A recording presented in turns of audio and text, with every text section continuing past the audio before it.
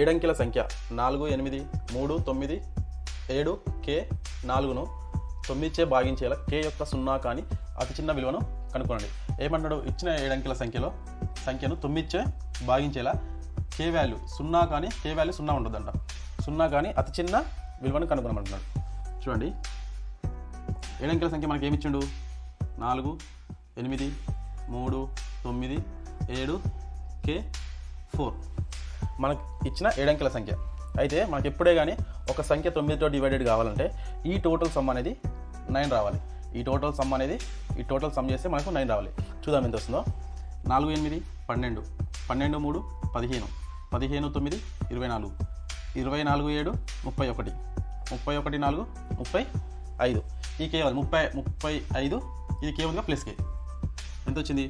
35 plus కే. ఈ 35ని మళ్ళీ plus చేస్తే 3, 5, 8. ఇది ప్లస్ కే. 8 ప్లస్ కే. మనం ఏమన్నాం? ఈ టోటల్ నెంబర్స్ అనేవి కూడితే మనకు 9 రావాలి. అప్పుడు మనకు ఈ ఇచ్చిన సంఖ్య అనేది డివైడెడ్ అవుతుంది. ఇప్పుడు మనకు 9 రానికి ఎంత తక్కువ ఉన్నది? కే వాల్యూ కాకుండా ఎంత వచ్చింది? 8 వచ్చింది. అంటే 9కి ఎంత తక్కువ ఉన్నది? 1. అంటే కే వాల్యూ 1 పెడితే మనకి ఈ వాల్యూ 9 అవుతుంది కదా. అంటే కే వాల్యూ అప్పుడు ఎంత అవుతుంది? 8 + 1 = 9. కే వాల్యూ వచ్చేసి 1. కే వాల్యూ అనేది 1 తీసుకుంటే ఈ టోటల్ నెంబర్ అనేది 9తో డివిజిబుల్ అవుతుంది.